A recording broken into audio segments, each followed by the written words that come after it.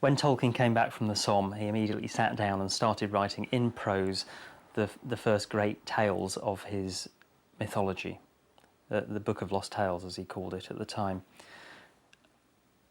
He was drawn to old heroic literature and figures of epic stature.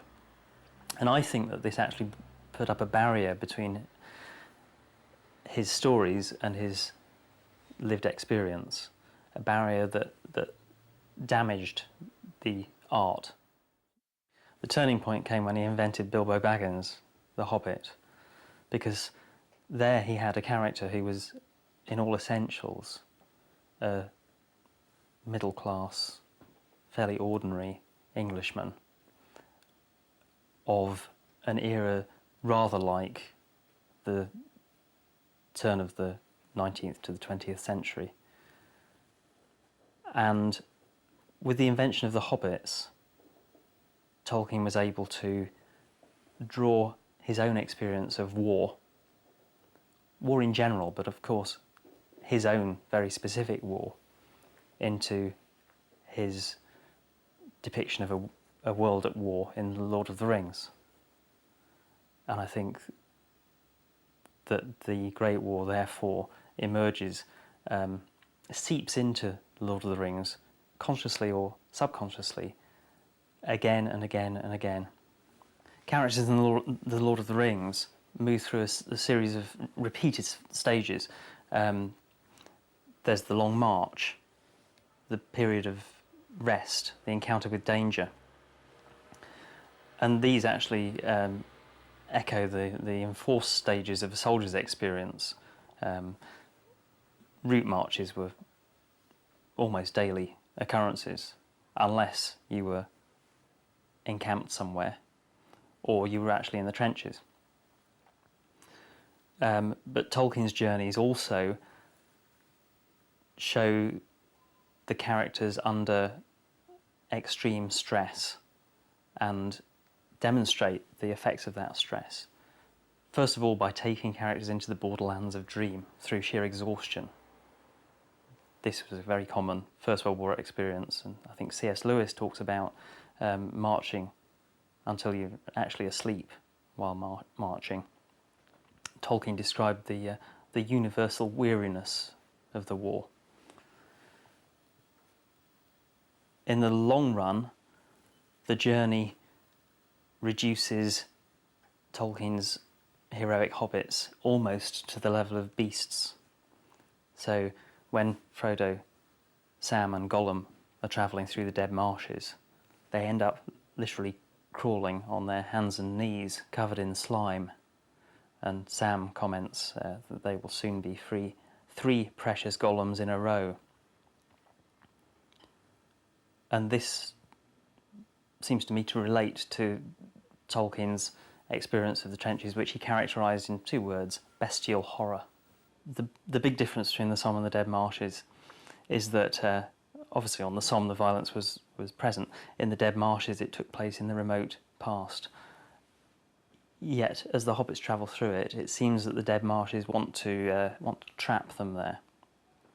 And I wonder if this is Tolkien trying to dramatise the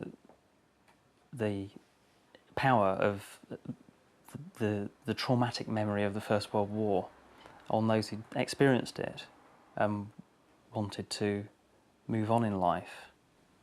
There's an urgency to escape this awful horror. The importance of the ship which carries Frodo shouldn't be underestimated. This ship that carries him into a death-like existence in the immortal West is reminiscent, I think, of the ships that carried soldiers backwards and forwards across the Channel. The ship that carried Tolkien, the Asturias, a hospital ship, in fever, back from the trenches to safety. This idea of the ship as a means of escape from danger is a recurrent theme. It appears in the destruction of Numenor, where 9 ships carry the elf friends away from the island as it's flooded by tidal waves. Shortly after, or immediately after, Tolkien was carried to France for the Somme on his troop ship, he wrote a poem addressed to England called The Lonely Isle, in which he invested his home country with a kind of spirituality or holiness, which he embodied in his elves. And in a similar way, the hobbits in The Lord of the Rings look back on the Shire as a place of a particular immovable value. It's something they carry with them wherever they go. It's a sort of foundation, I think, that gives them strength as they endure terrible danger. So looking homeward is a form of nostalgia, but actually a positive thing. And the Lonely Isle was quite distinct from what he termed the Great Lands of Europe, which imagined as being war-torn, somewhere that Ariel, this mariner, escapes from, very much in the way that Tolkien escaped from the Somme when he fell ill at the end of 1916 and was invalided home. Tolkien also invested these particular places in the Lonely Isle with thematic, symbolic significance.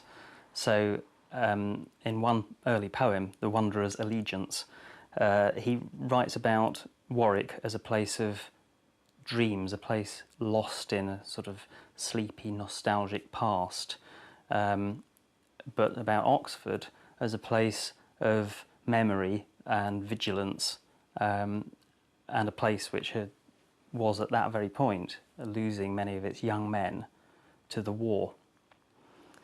And this is actually quite an intensely political poem, if you like, which relates to the idea of duty and vigilance in a time of danger. This idea of investing landscapes with thematic, symbolic significance really underlies Tolkien's whole method in The Lord of the Rings, and you can see the dialogue between vigilance and escapism throughout everything Tolkien wrote.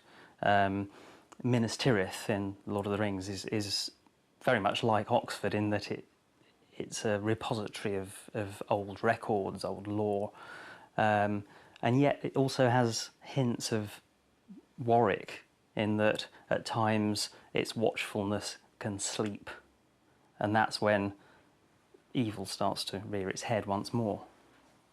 Certainly in all of these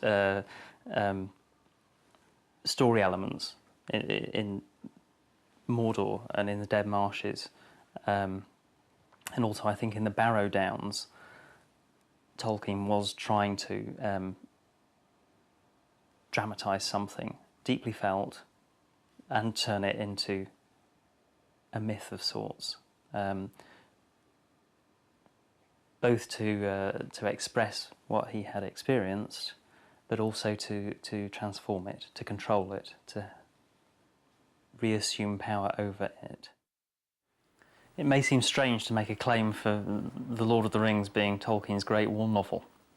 There's a long distance in time and the development of Tolkien's mythology between the Lost Tales that he was writing during the First World War and The Lord of the Rings that he was writing from 1937 to the late 1940s. But everything in The Lord of the Rings was there in the Lost Tales, apart from the hobbits, who opened the doorway to a more down-to-earth description of an individual's experience of war. And without that experience of the First World War, I do not believe that Tolkien would have produced the mythology he came out with. And I don't believe that such a mythology would have had the resonance that it has for readers without its roots in the founding experience of the modern world.